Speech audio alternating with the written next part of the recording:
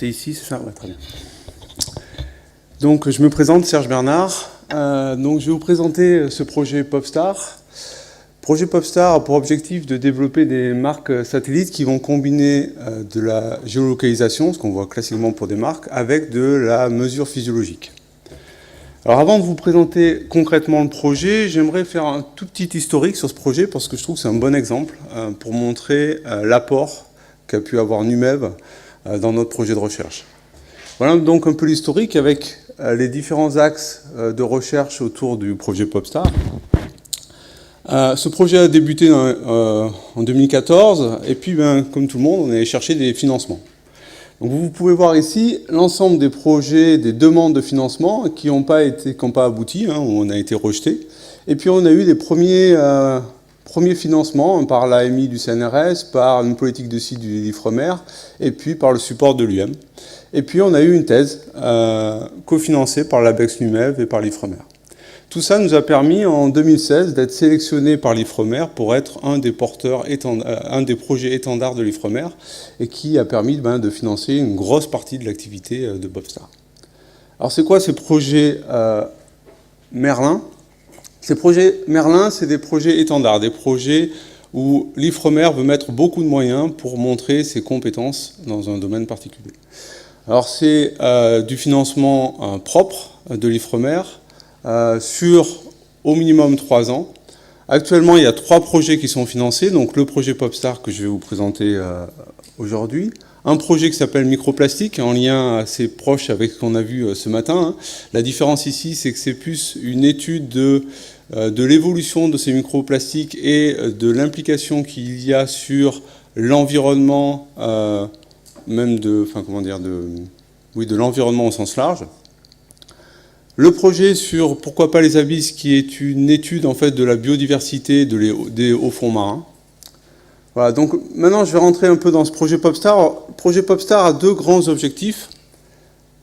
Un objectif, c'est de géolocaliser les processus biologiques. Pourquoi? C'est de savoir que vont faire les poissons, où et quand, et faire la relation avec cette activité et l'environnement extérieur.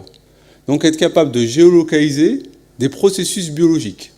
Et ça, on va l'appliquer sur des grands pélagiques, initialement le thon rouge, mais aussi le marlin bleu. Le deuxième objectif va être de marquer à une nouvelle échelle. Les marques, c'est des développements des systèmes électroniques qu'on va accrocher sur un poisson et qui va nous permettre d'avoir une information sur ce que fait le poisson, sa migration, etc. Tout ce qui se fait actuellement sont des marquages, on va dire, individuels. On va voir pourquoi, c'est surtout dû au prix de ces marques.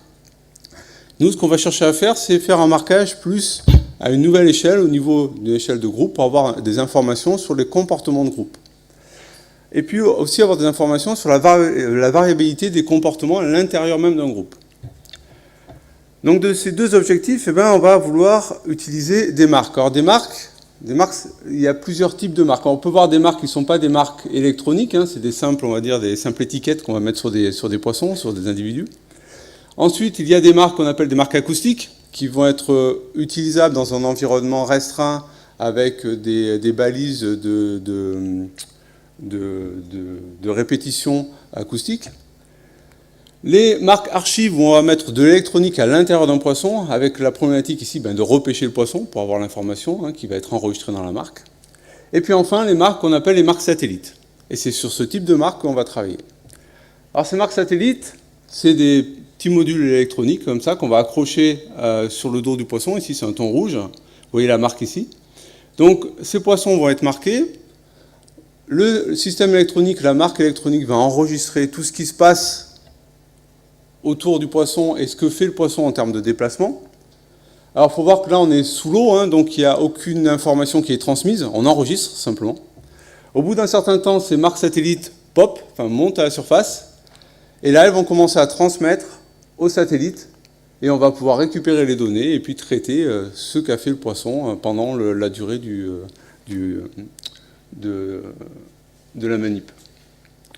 Alors, la situation actuelle de ces marques, c'est la suivante. Le prix d'une marque, c'est à peu près 4 000 €. À ça, il faut rajouter encore l'abonnement Argos. C'est des prix excessifs. C'est une des raisons pour laquelle ces marques sont déployées à très faible nombre. Parce que si vous voulez déployer déjà 1000 marques, ça devient très complexe. Un des problèmes majeurs de ces marques, c'est qu'elles transmettent très peu. C'est-à-dire que 30% seulement des données sont récupérées. Et encore, c'est des données compressées. Pourquoi? Parce qu'il y a des problèmes d'autonomie de ces marques, etc., de problèmes de transmission, des transmissions basées sur de l'Argos, qui n'est pas vraiment fait pour ce type d'approche. Il y a des problématiques de géolocalisation. La géolocalisation se fait en analysant la lumière, l'heure de lever, de coucher du zénith, pour savoir où on est localisé en termes de longitude et de latitude. Et on a une précision de l'ordre de 100 km. Il n'y a aucune information physiologique sur les marques satellites existantes. Et puis les données sont très peu partagées. Donc, point de vue scientifique, c'est vraiment un peu la catastrophe, ce type de marque. Ça coûte tellement cher que chacun garde ses données et il n'y a rien qui est transmis à la communauté internationale, ou très peu. Donc, notre ambition dans le cadre de PopStar, c'est de réduire fortement le prix. Ça va nous permettre de déployer en très grand nombre, d'avoir une transmission qui soit complètement efficace, avec 100% des données transmises, d'avoir une amélioration de la géolocalisation, puis de rajouter de la physiologie, et puis d'ouvrir les données le plus possible à la communauté internationale. Alors ceci va amener deux défis scientifiques principaux. Un des défis, c'est d'être capable de faire de la mesure de physiologie embarquée avec une marque satellite. Deuxième défi, ça va être de développer des opérations en grande échelle. Alors pourquoi développer des opérations en grande échelle, c'est un défi? Il faut imaginer que notre objectif en 2019, c'est de marquer 200 thons rouges en une seule fois, en une opération. Donc ça veut dire une opération avec des seineurs de 35 mètres, etc. Tout un système opérationnel qui est unique. Cette opération n'ayant jamais été faite au niveau mondial et qui nous permettra pour la première fois d'avoir des comportements collectifs de ce type d'espèce. Alors maintenant, le défi en termes de mesures physiologiques, il faut voir qu'on va vouloir mesurer un paramètre ou des paramètres physiologiques sur un poisson dans un environnement qui est perturbant et qui est en plus non prévisible, puisque ça n'a jamais été fait, d'accord, sur un individu qui est dans son environnement naturel. On ne sait pas où il va, on ne sait pas ce qui se passe réellement, et on veut faire une mesure physiologique. De façon plus terre à terre, en termes de système, finalement, ça va nous obliger à faire un système qui est adaptatif, qui est capable de s'adapter à ce qui va se passer, sachant qu'on ne peut pas le prédire. En termes problématiques scientifiques, on va dire plus bas niveau, ça va être de définir quel type de mesure on va vouloir implémenter.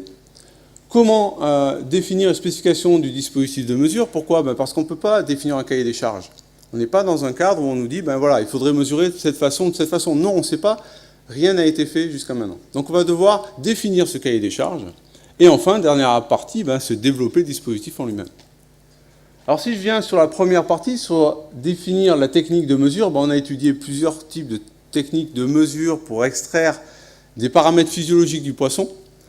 On s'est focalisé finalement sur de la spectroscopie d'impédance qui nous permet d'avoir un élément, on va dire, faible consommation, qui est une mesure qui est très intégrative, donc qui va nous permettre d'avoir beaucoup, a priori, d'informations sur la physiologie, sur l'état des tissus du poisson, et donc nous donner des informations sur ce qui se passe au niveau du poisson.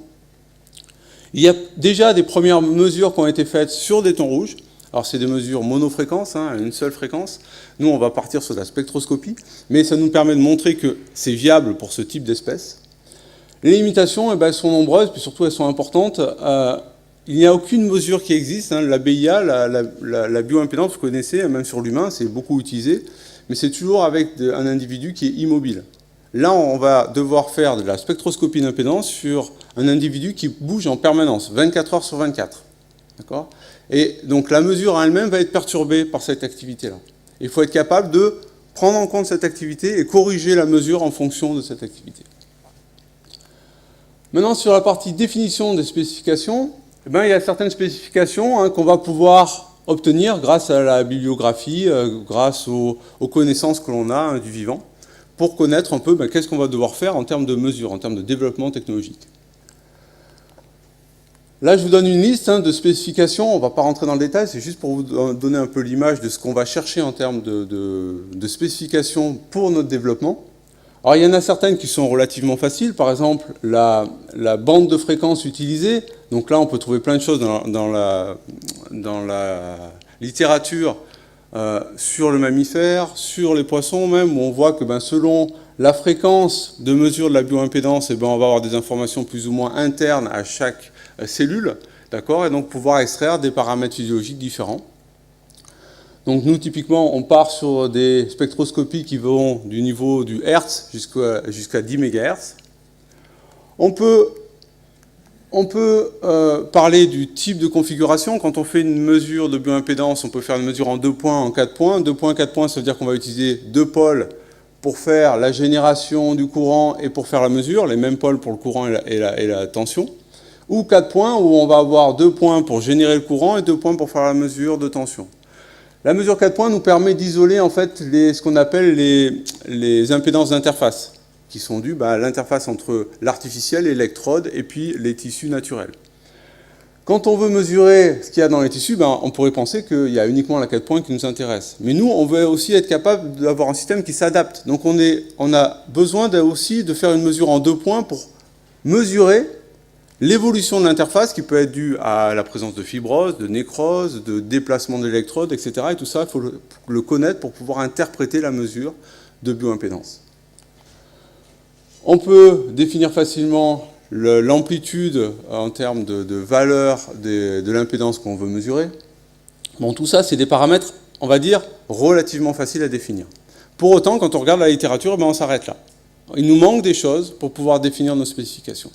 Donc pour pouvoir aller plus loin, on a été obligé de développer un dispositif portatif et faire un grand nombre d'expérimentations pour être en mesure de spécifier notre système. Ce dispositif, c'est ce module qui est ici, qui permet de faire une spectroscopie d'impédance, qui a permis de faire plus de 2000 mesures sur 1500 individus de différentes espèces, utilisés dans des contextes très différents, qui sont soit du marquage de thon, marquage de marlin, mais aussi en aquaculture à Palavas ou à Malte, avec des marailleurs directement sur des poissons pêchés et dans le cadre de campagnes de l'Ifremer rattachées à certains types d'espèces. Alors les objectifs des différentes expérimentations sont à chaque fois différents. On essaie à chaque fois d'améliorer notre connaissance en fait, de ce que l'on cherche à mesurer. On en est là. Alors de ça, on va arriver finalement à la conception d'un dispositif de mesure. Donc là, on va faire un dispositif qui doit être miniaturisé. Donc ça va être de la microélectronique, une puce électronique de mesure de spectroscopie d'impédance. Alors je ne vais pas rentrer dans les détails, mais on a développé une architecture complète d'électronique permettant d'une part de faire la génération des signaux. Alors c'est une génération, j'en parlerai rapidement, basée sur de la combinaison de signaux digitaux pour être robuste à ce qui peut se passer sur l'ensemble de la campagne. Et puis toute une extraction de la réponse en termes d'impédance qui va être dédiée à différentes plages de fréquences. Typiquement, on a 2 architectures différentes. On a une architecture qui va être utilisée pour des fréquences très élevées. Donc là, on parle des fréquences, quand je parle très élevé, on parle en physiologie, c'est pas très élevé dans le domaine microélectronique, mais on va dire que c'est de 100 kHz à 10 MHz, on va avoir ce type d'architecture, avec une génération d'un sinus analogique généré à base de signaux digitaux, et puis un système de détection synchrone, on va dire, pour extraire l'amplitude et la phase de l'impédance que l'on veut mesurer. Et puis pour la plage plus basse, on va utiliser en fait de la génération multitone, c'est-à-dire qu'au lieu de générer un seul sinus, on va générer un signal composite mélangé de plusieurs signaux. Alors pourquoi? Il y a 2 grandes raisons. Une raison principale, c'est pour optimiser la durée de la mesure. On veut avoir un système qui soit le moins sensible à l'activité du poisson. Le problème, c'est que notre mesure, elle va durer un certain temps. Et donc, on risque d'être perturbé par cette activité du poisson. Donc, il faut que la mesure soit la plus rapide possible. En faisant des approches multitones, on peut permettre de faire des mesures qui vont 17, 20 fois plus vite que si on faisait du singleton classique. Alors juste voilà, pour vous illustrer, quand on voulait faire de la génération sinus, on part sur des signaux carrés simples, on somme ces signaux avec une certaine pondération, et de ça on obtient un signal pseudo-sinusoïdal analogique, et on peut en faire ce qu'on veut en termes de génération. Alors de ça, on a développé un premier circuit, un premier proto, qui est parti en fonderie en août cette année.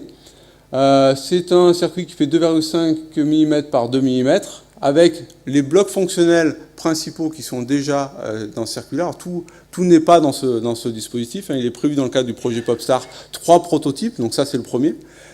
Dans ce prototype, on a quand même développé et validé l'architecture globale de mesure de bioimpédance.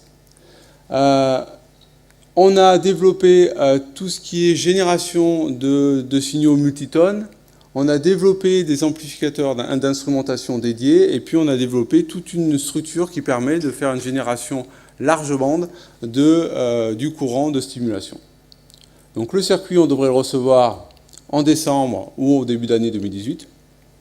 Il y a 20 prototypes qui vont être packagés, et dès qu'on aura ces circuits-là, on va pouvoir faire des essais sur des individus réels. Voilà pour ma présentation. J'ai essayé de faire vite parce que je pense que tout le monde a faim. Hein? Mince, moi je venais pour ça. Donc en quelques mots, ce projet PopStar, c'est un développement de nouvelles types de marques satellites dédiées à des grands pélagiques. Donc c'est des marques qui ne sont pas ultra miniatures, hein, c'est à peu près la taille de cet élément. Avec deux grands défis scientifiques. Un qui est d'être capable de marquer un grand nombre d'individus en même temps. D'accord ? Donc ça implique être capable de développer un dispositif qui n'est pas cher et être capable de mettre en place toute la procédure opérationnelle de ce type de marquage.